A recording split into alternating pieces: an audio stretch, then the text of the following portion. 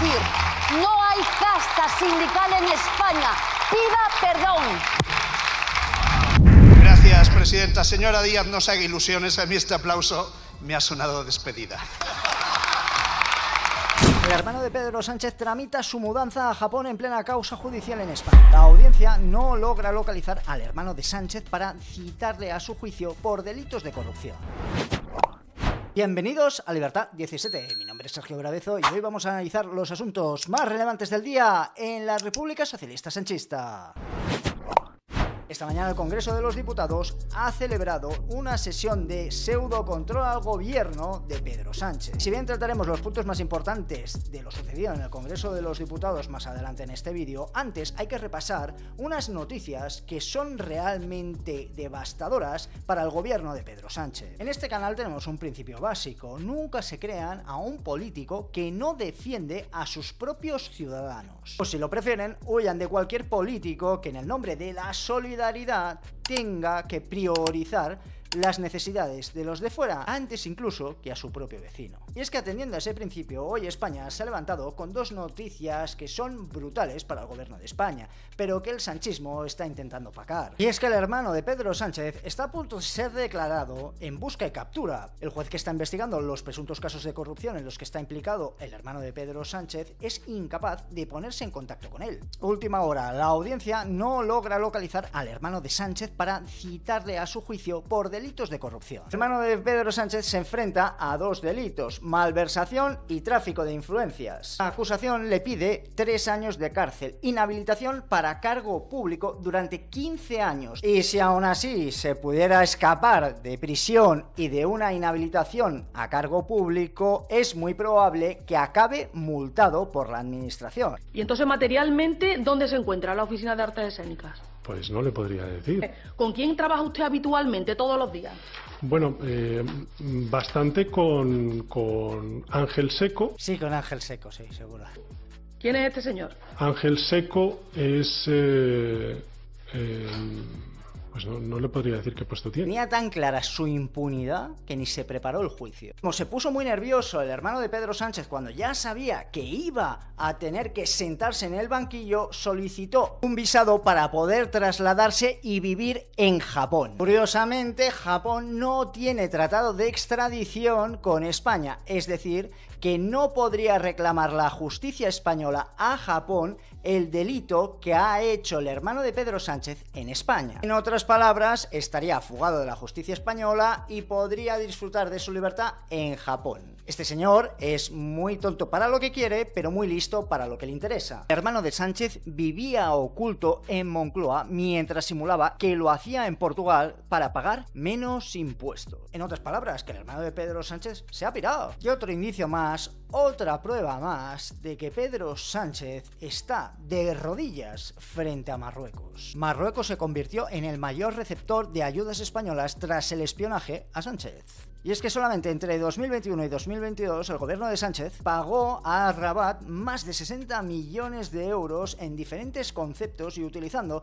diferentes organismos públicos para hacer llegar todo ese dinero a Marruecos. Marruecos aprovechó la invasión de Ceuta para pinchar el teléfono de Sánchez. Sánchez dará un crédito a Marruecos de 750 millones para comprar 40 trenes. El gobierno ya lleva donados 118 millones a Marruecos para vigilar sus fronteras y costas. Busca la huella de Cerdán en la gran desaladora marroquí financiada por Sánchez. La mayor desalinizadora de África la construye Acciona desde 2023 y cuenta con dinero público español desde 2025. ¿Que desde cuándo el gobierno de España tiene que hacer de banco para financiar inversiones en otros países? Sánchez financia con 755 millones la modernización de los trenes de Marruecos. Hace unos pocos días que publiqué un vídeo hablando sobre el espionaje que sufrió el gobierno de España y cómo esto hizo cambiar por completo la política internacional de Pedro Sánchez. Si están interesados en ver ese vídeo, les dejaré en la cajita de comentarios un enlace fijado donde podrán ver el vídeo donde analizamos todo lo sucedido durante ese espionaje. Y como no hay dos sin tres, la tercera noticia de alto impacto en la política española es lo que está pasando con Íñigo Errejón. La izquierda jamás es víctima de las propias leyes que ellos aprueban. Y es por ello que año año tras año, legislatura tras legislatura, las leyes que impulsa la izquierda son cada vez más extravagantes. Uno de los lemas y principios que quería aplicar la izquierda en nuestro país era el hermana yo sí te creo. Fíjense lo cutre que es llamar a un principio político, un principio rector del derecho, hermana yo sí te creo. Hay que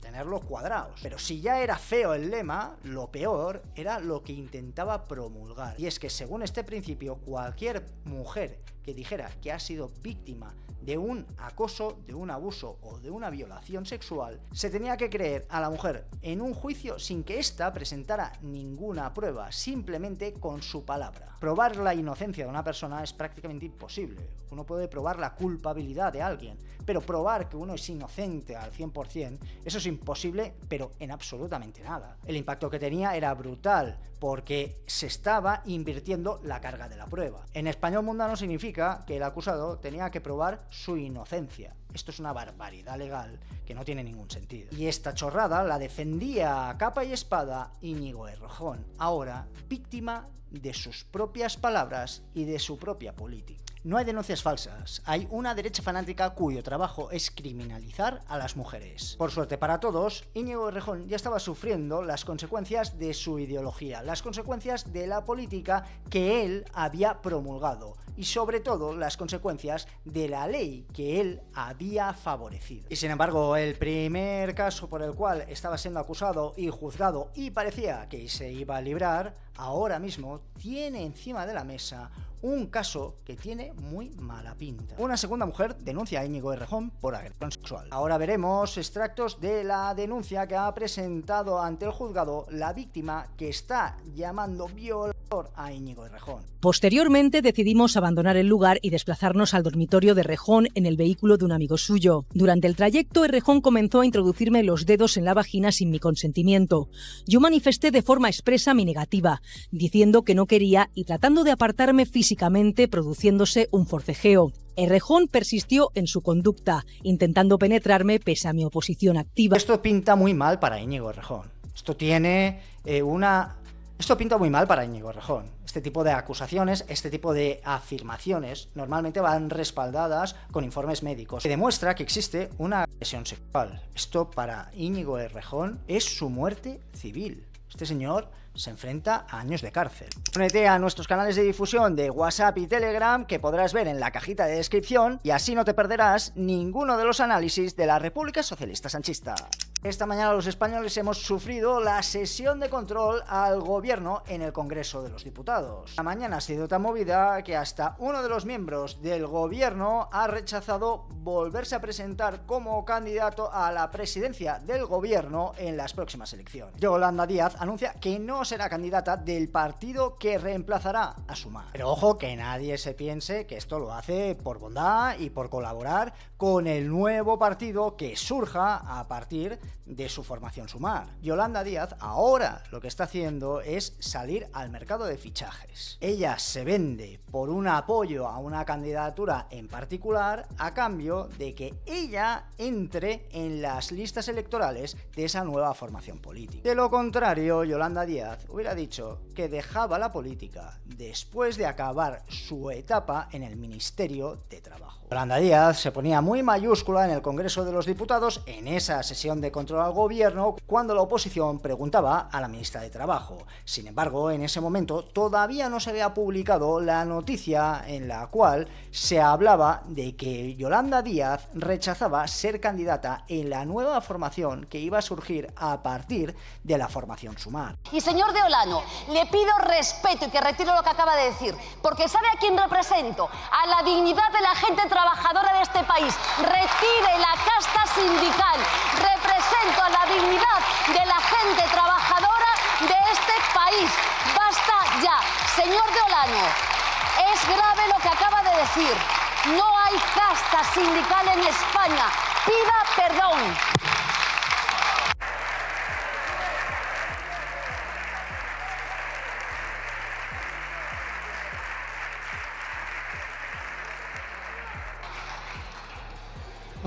Gracias, presidenta. Señora Díaz, no se haga ilusiones. A mí este aplauso me ha sonado despedida.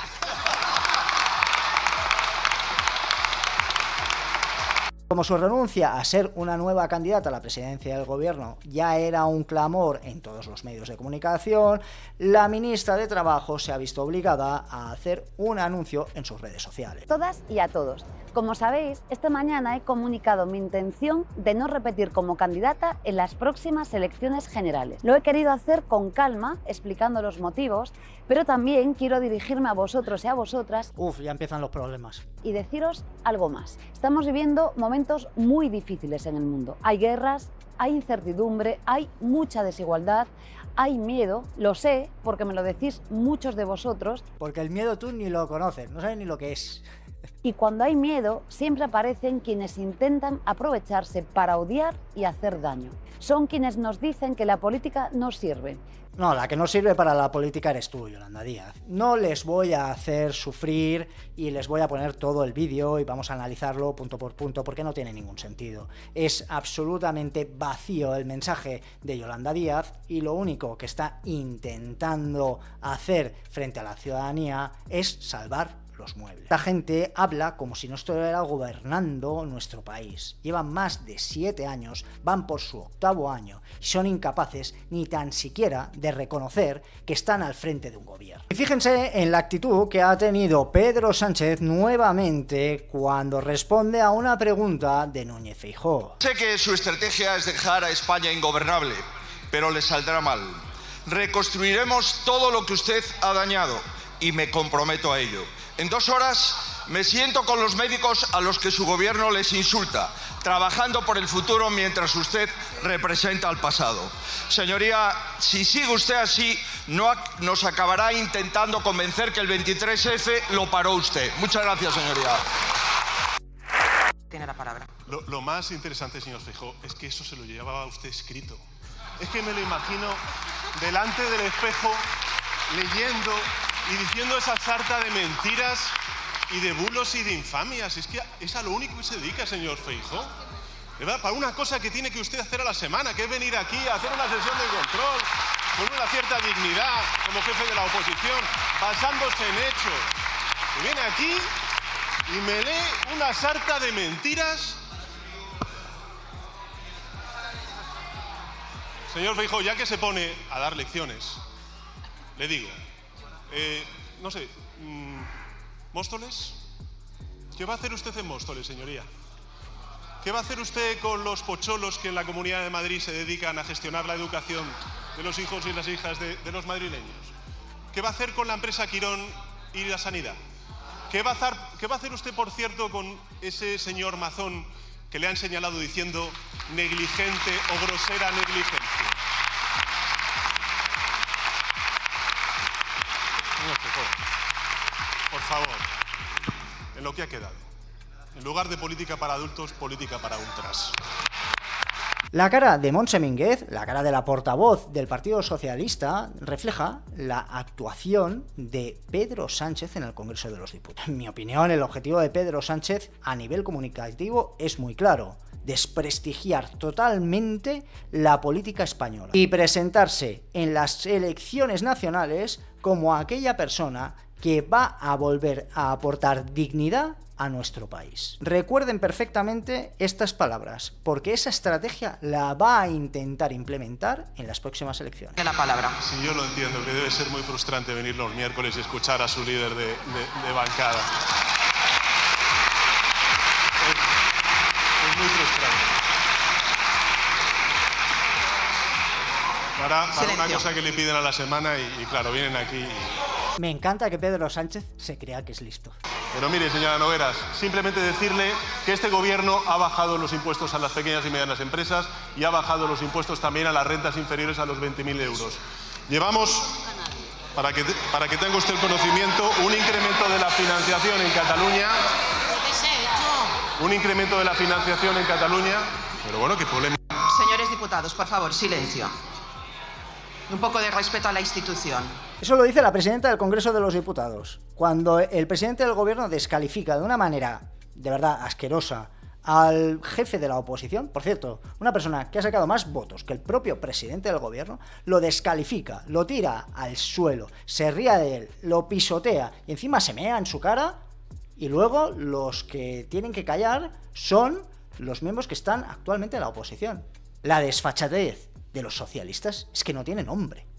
La desfachatez de los socialistas no tiene límites. Por suerte ha tomado la palabra Esther Muñoz, la portavoz del Grupo Parlamentario Popular en el Congreso de los Diputados, y ha interpelado directamente a María Jesús Montero, ministra de Hacienda. Vamos, que no tiene usted ni idea. No tiene ni idea. Confunde la legitimidad con el principio de legalidad. Señor ministro de Justicia, explíquele un poco porque tiene un cacao jurídico en la cabeza. La señora vicepresidenta, mire, ultra facha. Le voy a contar un secreto, señora vicepresidenta, mire. Son ustedes un gobierno rodeado de corrupción, de amaños de contratos, con prostitución, con presuntas violaciones. Cuando yo salgo a la calle, a mí lo que me daría vergüenza es que alguien pudiera pensar que soy de izquierdas. Ya se lo digo, señora vicepresidenta. Mire, están ustedes sumiendo a España en el caos. Colas de inmigrantes en consulados. Es evidente el efecto llamada. Mafias traficando con tickets para simular el arraigo. Ustedes sin hacer absolutamente nada. Ustedes van a conseguir que entrar en España ilegal tenga premio, darles papeles. Y no solo eso, sino que ya no hagan falta ni los antecedentes penales del país de origen ni los antecedentes policiales en España. Así que yo le pregunto, señora vicepresidenta, ¿cuántos delincuentes se van a colar en España por su culpa? Los españoles empezamos a comprender el origen y el fin de todo este caos, hacer una España ingobernable. Sánchez, con ese carácter tan egocéntrico y vanidoso que tiene, como hemos visto hoy aquí, pretende que si él no gobierna, no gobierne nadie. Pero le voy a decir una cosa, señora vicepresidenta. España ha salido de peores empresas y ustedes solo van a ser una piedra más en nuestro camino. Muchas gracias. Quiero mostrarles las consecuencias de esa inmigración descontrolada, de esa masificación que vive España. Mira, es que es escandaloso la situación que tenemos en España. Un parque en pleno centro de Madrid convertido literalmente en un camping gratuito. Ya no es un espacio público, parece suyo. Aquí ya no puedes venir a pasear con tus hijos tranquilo. Y mientras esta es la realidad, ¿de qué se habla en la tele? ¿De regularizar? En vez de solucionar el problema de vivienda, siguen incentivando un efecto llamada que no da más de sí. Queda demostrado que España carece de la capacidad suficiente para garantizar una vivienda digna a todo el mundo. Este es el futuro que queremos para nuestro país, este es el futuro que queremos para nuestros hijos, este es el país que queremos dejar a nuestra familia. Que toda España vea la realidad de las calles del país. Comparte. Antes de abrir las fronteras de nuestro país, primero tendremos que cuidar a nuestros conciudadanos y luego veremos lo que hacemos decidiéndolo todos los españoles. Muchas gracias al equipo de Libertad 17. Mr. E. Tellez, Jesús Espinosa, Ana María Lucas Richard, Claudia de Godos Surriste y Crema Dulce. Si tú también quieres ser una persona orgullosa de ser de derechas, únete al equipo de Libertad 17. La táctica de los socialistas para ponerse medallas en la política española es bastante lamentable. Los de Pedro Sánchez siempre son responsables de todo lo bueno que pueda suceder en nuestro país. Y esa táctica infantil de apropiarme de lo bueno y estar en contra de lo malo se ha visto reflejado en el pleno del Ayuntamiento de Madrid. Reyes Maroto, exministra de Pedro Sánchez y actual portavoz del Partido Socialista en el Ayuntamiento de Madrid, huye del pleno municipal justo cuando le interpela Martínez Almeida, alcalde del Ayuntamiento de Madrid. No hay un concejal en este ayuntamiento que preste mejores servicios al gobierno del Partido Popular que Reyes Maroto. Muchas gracias. Un aplauso para la señora Maroto, por favor, porque no hay concejal que nos preste mejores servicios. Pero ahora vamos a hablar en serio. Y vamos a hablar en serio porque a pesar de que usted no coge el Cercanías, señora Maroto, todos los madrileños que todos los días cogen el Cercanías, entiendo que se vaya porque no quiere escuchar lo que dicen los madrileños, pero sí, señora Maroto, mientras se va, escucha que hubo 1.500 incidencias, que hubo 4 descarrilamientos en los 2 últimos años, que ha habido vecinos que están yendo por las vías porque no descarrilan los trenes. ¿Dónde va? ¿Dónde se ha ido la señora Maroto? Señora Maroto, vuelva, no se vaya de este ayuntamiento, por favor, quédese, no se enfade, no nos deje, no nos abandone. Y este hecho, que es bastante gracioso, la verdad, también desprende una problemática muy seria, porque cualquier socialista tiene ya un problema ideológico brutal que le impide estar al frente de ningún tipo de responsabilidad. Si bien esto puede ser muy gracioso, lo que refleja es que el socialismo es tan irresponsable, tan infantil. Por ello es tan grave, tan preocupante para todos los españoles que esté al frente del gobierno de España una persona que viene del Partido Socialista. Porque si Reyes Maroto, exministra de Pedro Sánchez, ha huido de un pleno municipal porque le estaban diciendo 4 verdades como puños, ¿cómo esta señora ha llegado a ser ministra de Industria? Es decir, que la han utilizado, han hecho lo que han querido con ella y esta señora se ha vendido a cualquiera que le pusiera un poquito de presión encima. Y voy a decir que todo ello, presuntamente, porque esta señora está metida en la trama Aldama, Koldo, Ábalos y Cerdán. ¿Es sostenible, presidente, que un presunto violador esté tantos meses después de esa violación al frente de la policía? ¿No debería haber responsabilidad del ministro por no haberse enterado? Que lo que él viene a decir, que no sabía nada. Para evadir impuestos. ¡Ay, señor! Le falta sacar el mate y tirarlo ahí mismo, de verdad. Disculpad la risa, gente. Ya sabéis que dada la situación no nos queda otra más que reír. Me río por no follar, como diría yo. Y si me permiten un último término...